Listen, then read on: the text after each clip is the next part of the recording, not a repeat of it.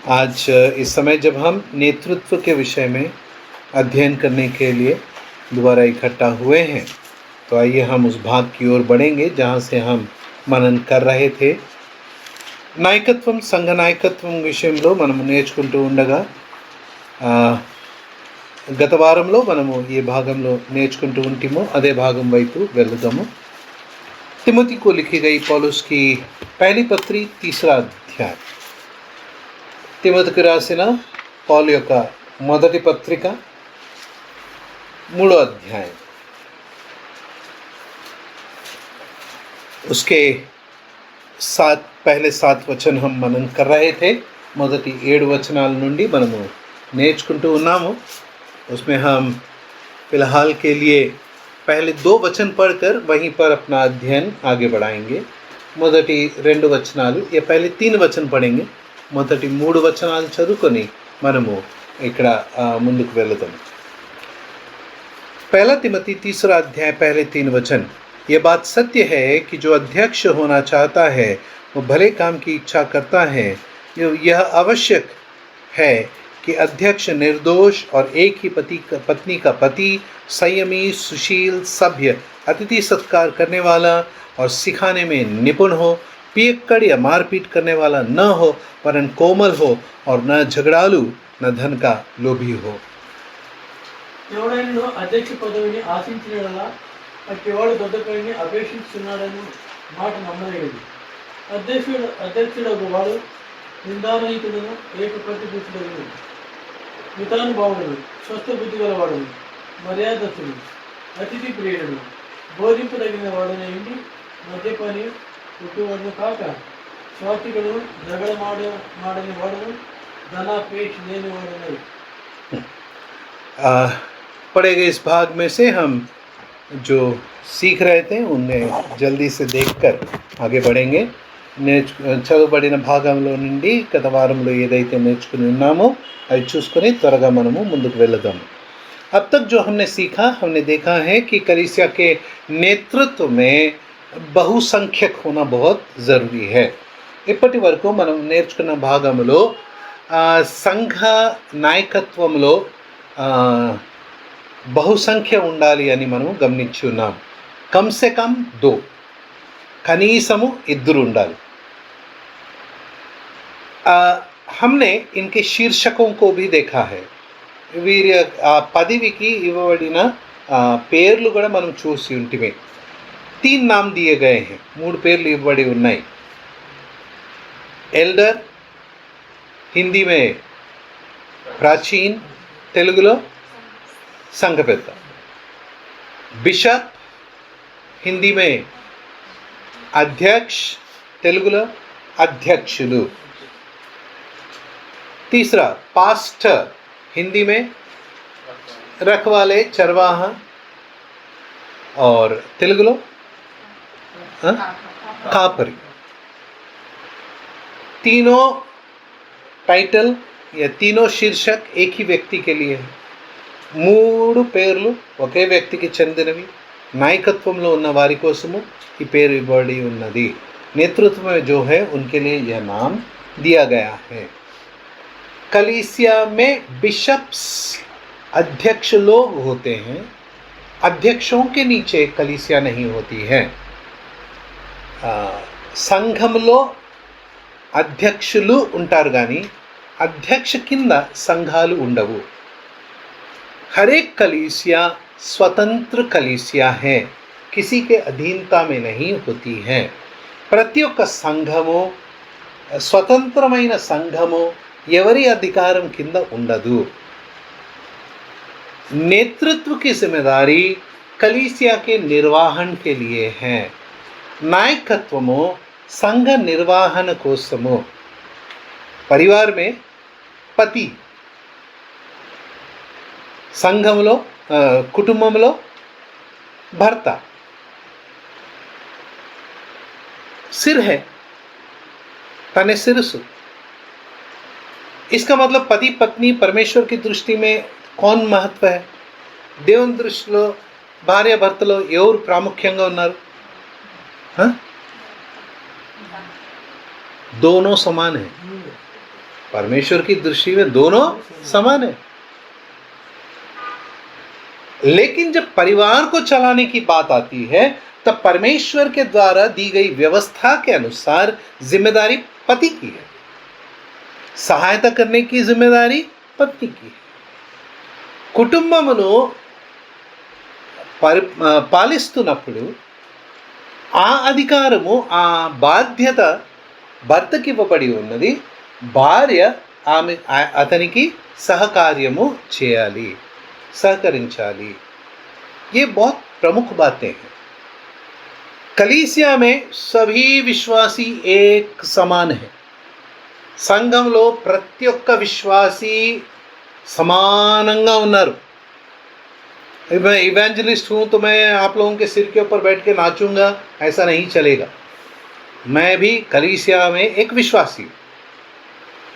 నేను సువార్తికుని కాబట్టి సంఘంలో మీ నెత్తినెక్కి నేను ఆడుకుంటాను, ఆహా కాదు, నేను కూడా సంఘంలో ఒక విశ్వాసిని। लेकिन कलीसिया में एक जिम्मेदारी उठाने के लिए परमेश्वर ने कुछ बातें मेरे हाथों में रखा है। సంఘంలో కొన్ని బాధ్యతలు నిర్వహించుటకు దేవుడు కొన్ని విషయాలు నా చేతిలో పెట్టి ఉన్నాడు। उसी प्रकार एक अगुवा, अध्यक्ष, प्राचीन, पास्टर कलीसिया में विश्वासी है। అలాగే ఒక సంఘ పెద్ద, అధ్యక్షుడు, కాపరి సంఘంలో ఒక విశ్వాసి। ये पहला स्थान है, ఇది మొదటి స్థానం। अगर वो विश्वासी नहीं है तो अध्यक्ष नहीं बन सकता, उस पदवी के योग्य नहीं है। ఆయన విశ్వాసి కాకపోతే ఆ పదవికి అర్హుడు కాదు। पहली बात। दूसरी बात, इसको थोड़ा ध्यान से समझना, क्योंकि हम लोग जो संसार में देखते हैं वो और बाइबल जो सिखाता है एकदम विपरीत है। ఇప్పుడు చెప్పబోయే మాటను జాగ్రత్తగా వినండి, ఎందుకంటే లోకంలో మనం చూసేది, బైబిల్ నేర్పించేది చాలా వ్యత్యాసము। कलीसिया में नेतृत्व, अभी जब मैं नेतृत्व कर रहा हूं तो प्राचीन का जिम्मेदारी के बारे में। कलीसिया में नेतृत्व एक जिम्मेदारी है, अधिकार नहीं है। సంఘములో సంఘ కాపరి అంటే సంఘ నాయకత్వం గురించి మాట్లాడుతున్నాను। సంఘ కాపరి అనేది ఒక బాధ్యత, అధికారము కాదు। इसीलिए इस जिम्मेदारी की आशा रखने वाले को नम्र होना, प्रभु का स्वभाव को अपने में रखना बहुत ज़रूरी है। అందుకోసమే సంఘములో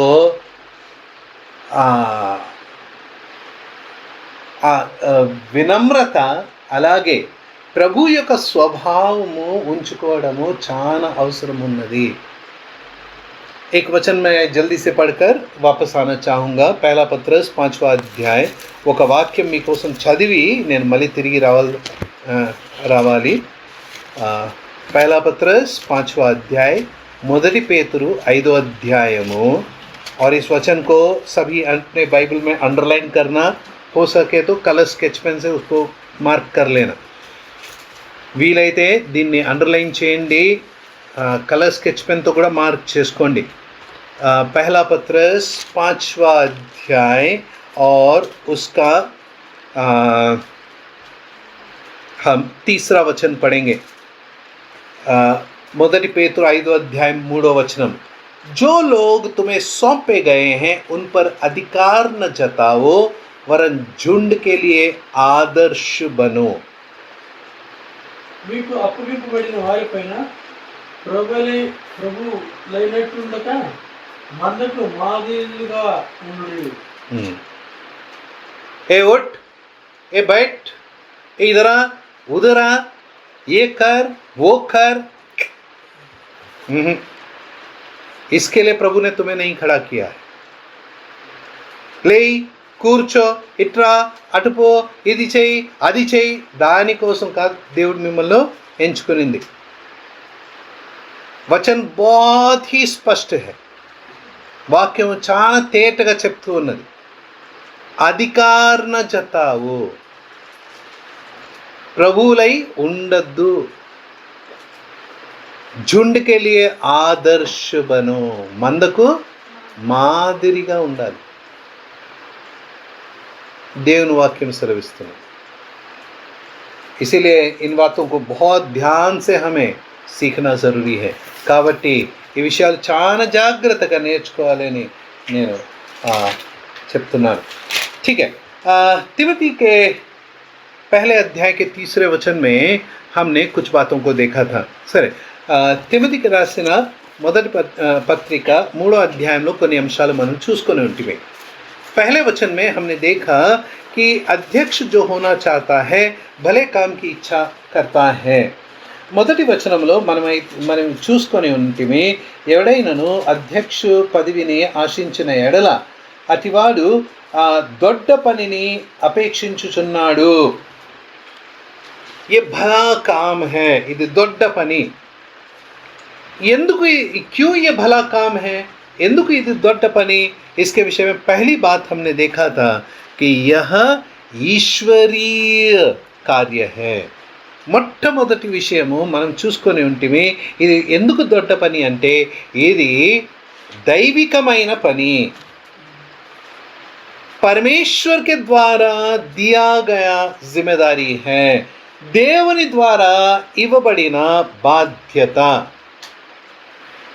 इफिसियों को लिखी गई पत्री 4 अध्याय के 11वें वचन में हमने पढ़ा था कि यह प्रभु यीशु मसीह के द्वारा कलीसिया को दिए गए वरदान है. ఎఫెసీయులకు రాసిన పత్రిక 4వ అధ్యాయం 11వ వచనంలో మనము ప్రభు అయిన యేసుక్రీస్తు ద్వారా సంఘానికి ఇవ్వబడిన కృపావరములు అని చదివి ఉంటిమి. प्रेरितों के कार्य 20वें अध्याय के 28वें वचन में पवित्र आत्मा ने तुम्हें अध्यक्ष ठहराया है, रखवाली करने की जिम्मेदारी पवित्र आत्मा ने दिया है. అపోస్తల కార్యములు 20వ అధ్యాయం 28వ వచనములో పరిశుద్ధాత్మ దేవుడు మిమ్మల్ని సంఘములో అధ్యక్షులుగా నియమించి ఉన్నాడు. ఆ సంఘమును కాపాడే బాధ్యతను మీకు అప్పగించి ఉన్నాడు అని మనం చూసుకొని ఉంటిమి. इन बातों को हमने देखा था. दूसरा हमने यह देखा था कि ये इस कार्य में पूरा यत्न करना है. రెండో విషయం మనము ఏం గమనించుంటిమి, ఈ పని కోసము మనము పూర్తి ప్రయాసపడాలి. पूरा यत्न करना है, पूर्ति प्रयास पड़ाली. किसके लिए यत्न करना है, ఎవరి కోసం ఈ ప్రయాసం చేయాలి? मेरी महिमा के लिए नहीं, నా మహిమార్థము ప్రయాస చేయకూడదు. ये प्रयास जो है, ये यत्न जो है परमेश्वर की महिमा के लिए, परमेश्वर के लोगों के लिए ये प्रयास करना है. ఈ ప్రయాసము దేవుని మహిమార్థము సంఘములో ఇవ్వబడిన విశ్వాసుల కోసము. मेरे प्रिय भाइयों और बहनों, इन विषयों को हमने पुराने नियम से भी तुलनात्मक रीति से कुछ बातों को देखा था. పాత నిబంధన నుండి కూడా కొన్ని అంశాలు మనము ఈ విషయంలో చూసి ఉంటిమే.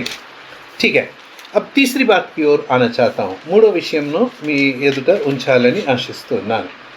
यह भला काम है क्योंकि यह अलग पवित्र कार्य है. ఇది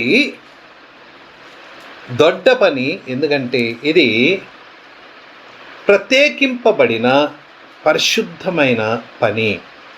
अलग काम है. अलग का मतलब पवित्र. ఇది పరిశుద్ధ ప్రత్యేకింపబడిన అంటే పరిశుద్ధమైన పని.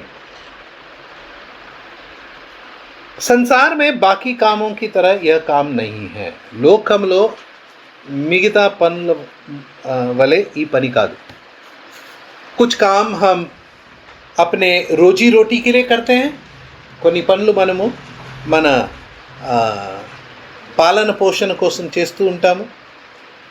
कुछ काम हम अपने भविष्य के लिए कुछ कमा कर रखने के लिए करते हैं. కొన్ని పనులు మనము భవిష్యత్తులో ఉన్న అవసరతాల కోసము సమకూర్చుకొని పెట్టుకుంటూ ఉంటాము. कुछ काम हम दी गई जिम्मेदारी के कारण करते हैं, है ना. दफ्तर में जाते हैं, चलो ये काम भी कर दो, जिम्मेदारी दिया गया. కొన్ని పనులు మనము ఇవ్వబడిన బాధ్యత మూల చేస్తూ ఉంటాము. कुछ काम हम अपने नाम के लिए करते हैं. కొన్ని పనులు మనము మన పేరు కోసం చేసుకుంటాం, है ना. अभी काम करते रहते हैं और वैसे ही फिर రీల్స్ बनाते रहते हैं. రీల్స్ క్యూ बनाते, పనులు చేస్తూ ఉంటారు, దాంతోపాటు రీల్స్ చేసుకుంటూ ఉంటారు. फेमस होने के लिए, कहता फेमस अवడానికి रील्स बनाते हैं ना. तो इस संसार के काम जो हैं ये या तो हमारी आर्थिक ज़रूरतों के लिए या फिर हमारी इच्छाओं को अभिलाषाओं को पूरी करने के लिए. ఈ లోకంలో పనులు మన అవసరతాలను పూర్తి చేయటకు లేదా మన ఇష్టాలను పూర్తి చేయడానికి చేస్తూ ఉంటాం. लेकिन परमेश्वर का यह कार्य वैसा नहीं है. కానీ దేవుని యొక్క ఈ పని అలాంటిది కాదు. ये भला काम इसीलिए कहा गया है क्योंकि यह ఆత్మిక काम है. దీన్ని దొడ్డ పని అని ఎందుకు చెప్పి ఉన్నారంటే ఇది ఆత్మపరమైన ఆత్మ సంబంధమైన పని. आइए मेरे साथ प्रेरितों का कार्य 26वां अध्याय निकालें. अपोस्तल కార్యములు 26 अध्यायము और उसके 18 वचन को हम पढ़ेंगे. అందులో మనము 18వ వచనము చదువుకుందాం. 16 నుంచి 18 వరకు ఉందా? ఒక్క నిమిషం. प्रेरितों का कार्य 26वां अध्याय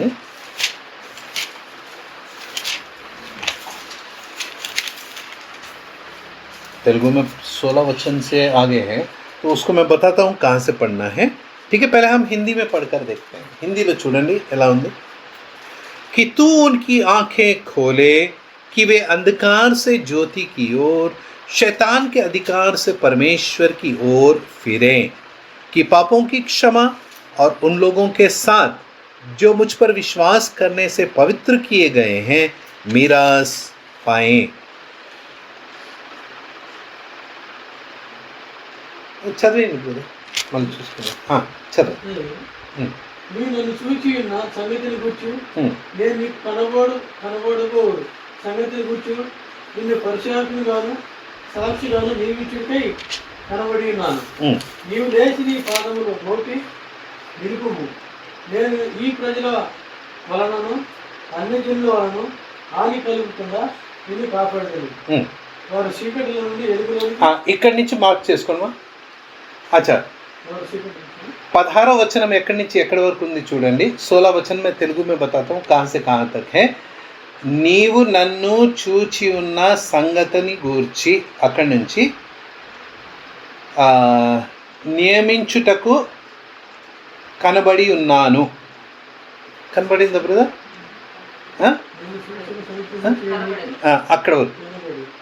అక్కడి వరకు అది 16 వచనము. నీవు లేచి నీ పాదములో మోపి, అక్కడి నుంచి 17వ వచనం స్టార్ట్ అవుతుంది. నిన్ను కాపాడేదను, అక్కడి వరకు 17వ వచనము. ఓకే, ठीक. ఇప్పుడు 18వ వచనం స్టార్ట్ అవుతుంది. చదవండి. వారు చీకటిలో నుండి రైట్ వెలుగులోనికి సాతాను అధికారం నుండి దేవుని వైపును తిరిగి నా యందలి విశ్వాసం చేత పాప క్షమాపణను పరిశుద్ధపరచబడిన వారిలో స్వాస్థ్యమును పొందినట్లు వారి కన్నులు తెరుచుటకై నేను నిన్ను వారి ఎదుకు పంపేదని చెప్పింది. ఇది 18వ వచనం. यहाँ पर पौलुस अपने ఉద్ధార్ का वर्णन कर रहा है. పౌల్ ఇక్కడ తన రక్షణ గురించి ఆయన సాక్ష్యం ఇస్తూ ఉన్నాడు. और जब वह इसका बयान कर रहा है, प्रभु की ओर से मिली हुई जिम्मेदारी का बयान कर रहा है. ఆయన తన సాక్ష్యం ఇస్తున్నప్పుడు దేవుని ద్వారా ఇవ్వబడిన బాధ్యత గురించి చెప్తున్నాడు. इसमें आंखें खोलने की बात हम देख रहे हैं.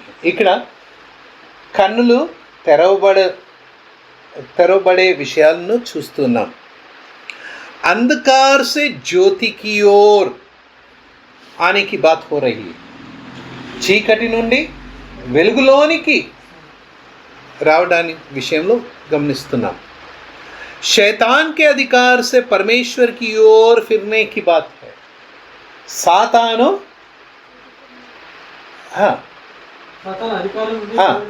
సాతాను అధికారము నుండి దేవుని వైపుకు తిరిగి, ठीक है, पापों की क्षमा और पवित्र लोगों के साथ मिरास.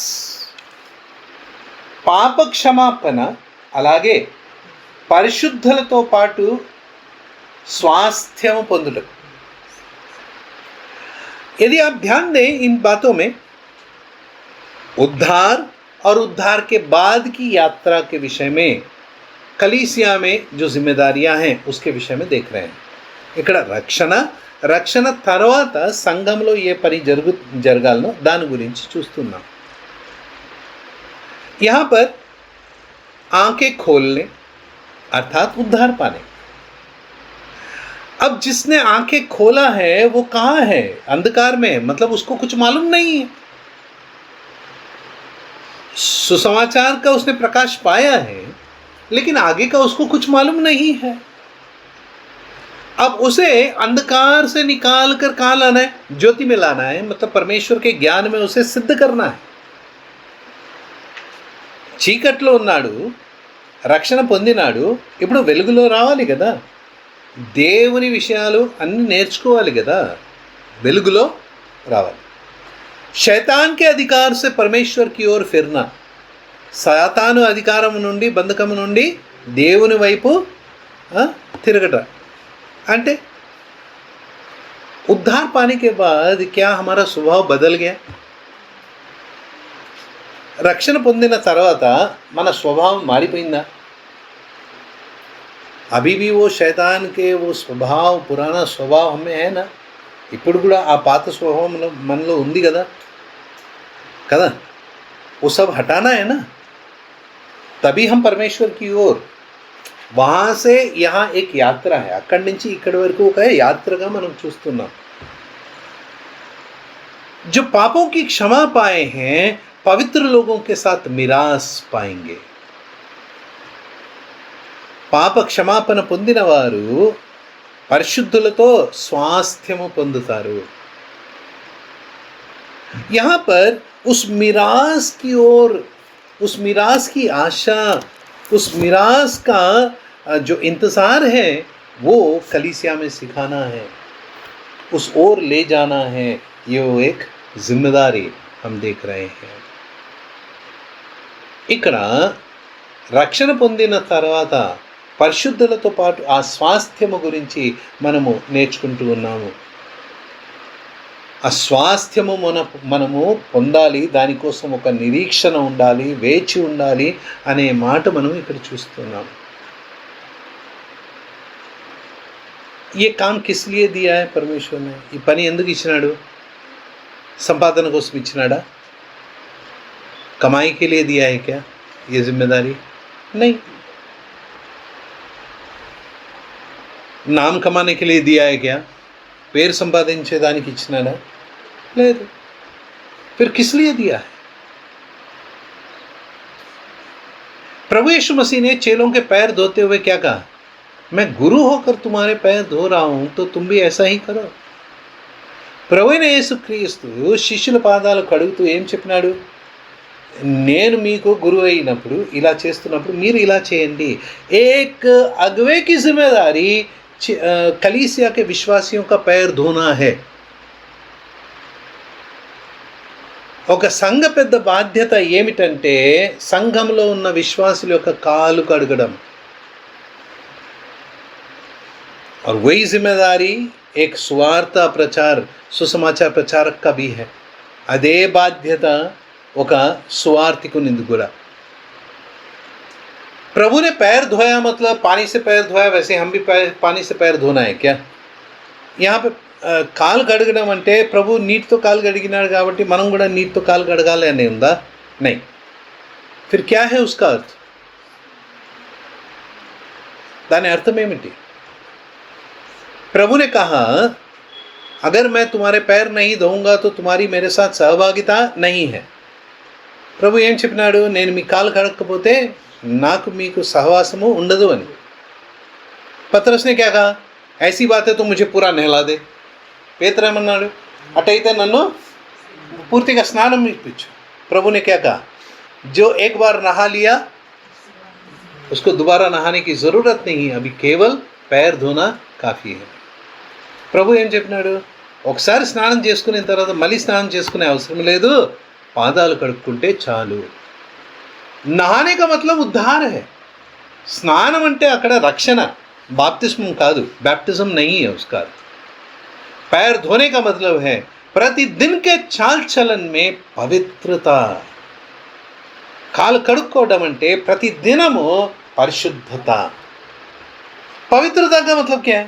పరిశుద్ధత అంటే ఏంటి?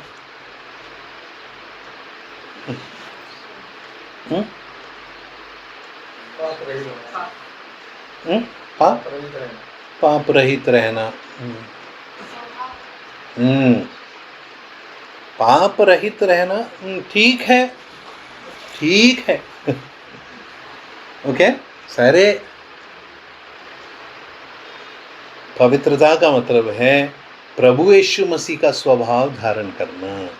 పరిశుద్ధత అంటే ప్రభు అయిన యేసు క్రీస్తు యొక్క స్వభావమును ధరించుట.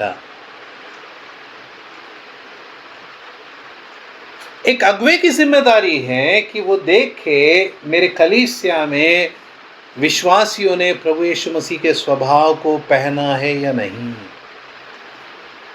ఒక సంఘ పెద్ద బాధ్యత ఏమిటంటే సంఘములో విశ్వాసులు ప్రభు అయిన యేసు క్రీస్తుని ధరించినారా లేదా, తన స్వభావమును ధరించినారా లేదా. पहला पत्रस 5वें अध्याय के 3 वचन में पढ़ा, ये अधिकार से नहीं होने वाला है, ये आदर्श से होने वाला है. మొదటి పేతురు 5వ అధ్యాయం 3వ వచనంలో ఇది ప్రభువుగా నిలబడితే అవదు, ఇది మందకు ఒక మాదిరిగా ఉండాలి. क्या मेरे जीवन से आप लोगों को प्रभु यीशु मसीह का स्वभाव दिख रहा है क्या? नहीं दिख रहा है तो आप वैसा नहीं बन सकते हैं. నా జీవితంలో ప్రభు అయిన యేసుక్రీస్తు యొక్క స్వభావం మీకు కనబడతా ఉందా? కనబడకపోతే మీరు ఆ స్వభావంలో రాలేరు. ये काम अलग है, పవిత్ర है. ఈ పని ప్రత్యేకింపబడిన పని, పరిశుద్ధమైన పని. ये सेवा न दिखने वाली सेवा है. ఈ సేవ కనబడని సేవ. ये काम जो है भला काम न दिखने वाला काम है. ఈ దొడ్డ పని కనబడని పని. जहाँ दिखने के लिए काम करेंगे वहाँ मैं अपने महिमा के लिए कर रहा हूँ, प्रभु के पास से कुछ नहीं मिलने वाला है. ఎక్కడైతే కనబడేటట్లు నేను పని చేసినాను అనుకోండి, అప్పుడు ప్రభువు నుంచి దేవుని నుంచి నాకు ఏమీ దొరకదు, ఎటువంటి లాభము లేదు. दान देते समय आज मेरे से गलती से हो गया है, फिर भी कितना दिया मैंने दिखाया नहीं. దానం ఇచ్చేటప్పుడు ఈరోజు బై మిస్టేక్ అట్లా జరిగింది, కానీ అయినను ఎంత ఇచ్చినానో కనబడలేదు కదా. उपवास रखते समय, उपवास में ఉంటున్నప్పుడు, उपवास रखते समय हर एक ब्रदर हर एक परिवार में विजिट मारने का नहीं है. उपवास में పెట్టుకొని ప్రతి ఇంటికి వెళ్ళాలి. చాయ్ देंगे, नहीं सिस्टर आज मेरा उपवास है. ప్రతి ఇంటికి వెళ్ళినప్పుడు ఏమి ఇస్తారు? చాయ్ రా, నీళ్ళీరా. లేదు సిస్టర్ ఈరోజు నాది ఉపవాసం ఉంది. నువ్వు ఉపవాసం రखे हो प्रचार करने के लिए हर घर जा रहे हो. ఉపవాసం పెట్టుకున్నావు అనేది చెప్పడానికి ప్రతి ఇంటికి వెళ్తున్నావు. ఏం దొరికింది నీకు? ब्रदर कितना अच्छा है, ब्रदर उपवास रखता है. బ్రదర్ ఎంత మంచోడు, ఉపవాసం ధరిస్తాడు. మిల్ గయా నా, जो तुमको चाहिए था मिला. నీకేం కావాలనో అది దొరికిందా? ఏం కావాలి నీకు? జనుల నుంచి ప్రశంస, लोगों से प्रशंसा, यही चाहिए था ना, मिल गया. Very good. प्रभु यीशु मसीह क्या कहते हैं? पिता से कुछ नहीं मिलेगा. ప్రభు ఏం చెప్తున్నాడు? తండ్రితో ఏమీ దక్కదు. तू जब ये गुप्त में करता है तो गुप्त में देखने वाला पिता तुझे देता है, प्रतिफल देता है. కనబడని ఆ దేవుడు నువ్వు అది కనబడకుండా చేసినప్పుడు అతడు నీకు ప్రతిఫలము ఇస్తాడు. है ना. तुझे प्रतिफल देगा. ये कम से कम 3 बार या 2 बार लिखा है. मत्ती रचित सुसमाचार 6वें अध्याय में प्रारंभ से पढ़ना शुरू करना, वहाँ पर आप लोग देखेंगे. ठीक है. दिखने वाला काम नहीं है, కనబడే పని కాదు ఇది. సంఘ పెద్ద కదా, నేను చేస్తా, मैं कलीसिया का अगवा हूं ना, मैं करूँगा. ये वो काम नहीं है, ये वो काम नहीं है. तुम्हारे नाम के लिए, तुम्हारी प्रतिष्ठा के लिए, तुम्हारी महिमा के लिए ये काम नहीं. నీ కోసము, నీ పేరు కోసము, నీ ప్రతిష్ట కోసము, నీ మహిమ కోసము ఈ పని కాదు. चौथा विषय, अंतिम विषय देखकर हम रुक जाएंगे. 4गो విషయము చూసుకొని మనం ముగిస్తాం. तीसरे अध्याय के पहले वचन में हम पढ़ते हैं, जो अध्यक्ष होना चाहता है. 3వ అధ్యాయము మొదటి వచనములో ఏం చదువుతున్నాము? ఆశించిన ఎడల కదా.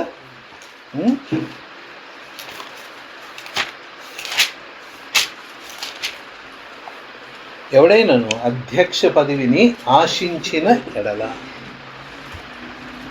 ఇట్ ఈస్ డిజైరబుల్, ये चाहने योग्य है, ఇది ఆశించే యోగ్యం.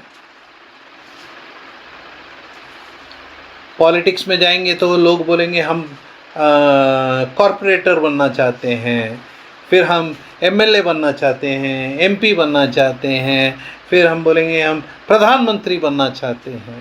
है ना.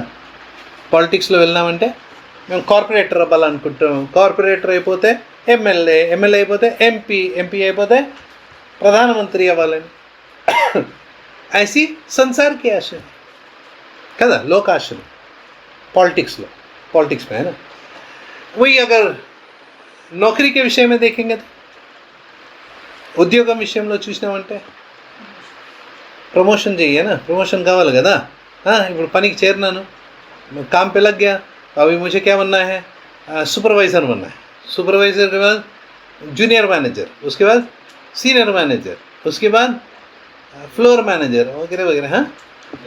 हाँ जनरल मैनेजर, उसके बाद सीईओ, उसके बाद और भी कुछ. एमडी. Very good. चलो यहाँ पे किसी को एमडी बनने की आशा है? नहीं है. रखना बुरा नहीं है, बुरा नहीं है, उसमें क्या है, उसमें कोई बुराई नहीं है. आशा रखना कोई बुराई नहीं है. ठीक है. ఉద్యోగంలో చేరినాము, తర్వాత ఏమవ్వాలి? సూపర్వైజర్ అవ్వాలి, junior manager, senior manager, general manager, MD వరకు పోవాలి. ఆశ ఉంటుంది కదా. హేనా. వ్యాపారం చేస్తున్నప్పుడు है ना। व्यापार फैलना है, बड़ा होना है, 1 unit, 2 unit, 3 factory, 4 factory, business. ये महाराष्ट्र में, महाराष्ट्र के बाहर, फिर इंडिया, इंडिया के बाहर వ్యాపారం చేస్తున్నప్పుడు ఒక స్థలంలో, రెండో స్థలంలో, మూడో స్థలంలో ఇట్లా వ్యాపారం పెరగాలి అని ఆశిస్తాం కదా. మొత్తం మహారాష్ట్రలో వ్యాపారం చేయాలని ఆశిస్తాము, మహారాష్ట్ర బయట వ్యాపారం చేయాలని, భారతదేశం వైపు బయట వ్యాపారం చేయాలని, अभिवृद्धि పొందాలని మనం ఆశిస్తాం, है ना. हमें बढ़ने की एक आशा है, लेकिन आत्मा के विषय में, आत्मिक विषय में यह एक चाहने योग्य पदवी है. तेलुगु में पदवी लिखा है, इसलिए मैं हिंदी में भी पदवी कह रहा हूँ. यह आत्मिक रीति से कलीसिया में चाहने योग्य पदवी है. తెలుగులో చెప్పినట్లుగా ఇది आशिंचे योग्यమైన पद. मेरे प्रिय भाइयों और बहनों, यह आशा परमेश्वर की महिमा के लिए है. ఇది ఆశించడము దేవుని महिमार्थము. आगे आने वाले दिनों में हम इसके लिए क्या क्वालिफिकेशन, क्या योग्यता होना चाहिए वो देखेंगे. రాబో దినాలలో దీనికోసము మనము ఏ యోగ్యత కలిగి ఉండాలో అది మనము చూసుకుంటాం, है ना. डॉक्टर बनना है तो 12वीं पास होना है. 12वीं पास होने के बाद MBBS करने के बाद हॉस्पिटल खोल सकते हैं. रजिस्ट्रेशन के बाद डॉक्टर, एक योग्यता होती है ना. డాక్టర్ అవ్వాలి అంటే ఒక యోగ్యత ఉంటుంది. 12th పాస్ అవ్వాలి, మళ్ళీ MBBS చదవాలి, తర్వాత లైసెన్స్ తీసుకోవాలి, తర్వాత మనం డాక్టర్ అయిపోతాం కదా. इस तरह से कुछ योग्यताएं हर एक विषय में है. ఇలా ప్రతి విషయాల్లో, ప్రతి పదవికి ఏదో ఒక యోగ్యత ఉంది. సంఘపెద్ద అవడానికి ఏం యోగ్యత? कलीसिया के अगुवा बनने के लिए, अध्यक्ष बनने के लिए, पास्टर बनने के लिए क्या योग्यता? संसार में तो कोई योग्यता की ज़रूरत ही नहीं है. లోకంలో ఎటువంటి యోగ్యత అవసరం లేదు. अच्छे से बात करते हो काफ़ी है, బాగా మాట్లాడతావా మంచిది, బైబిల్ एक हाथ में है काफ़ी है, బైబిల్ ఒక చేతిలో ఉంది చాలు, hallelujah praise the Lord Antava चालू, हालेलुया प्रेज द लॉर्ड बोलेंगे तो काफ़ी है, ताली बजाओ काफ़ी है. लेकिन यहाँ पर कुछ प्रमुख 4 योग्यताएं बाइबल में दी गई हैं. కానీ ఇక్కడ 4 యోగ్యతలు బైబిల్లో ఇవ్వబడి ఉన్నాయి. ఈ ఒక్క అంశంలోనే కాదు, మిగతా అంశాల్లో కూడా.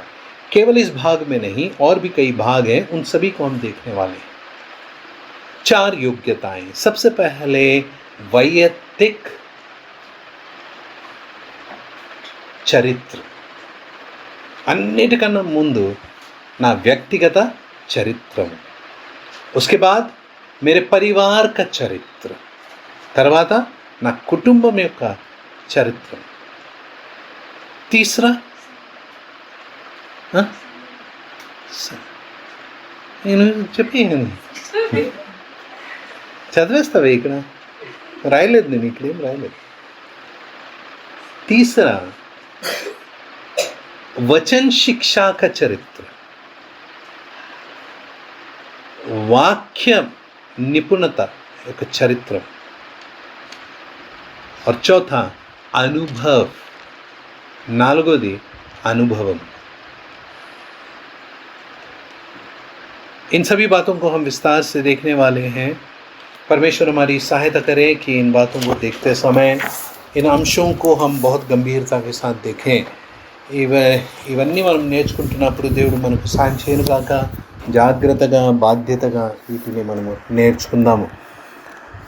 ये बातें न केवल अगुवों के लिए है, लेकिन हर एक विश्वासी के लिए है.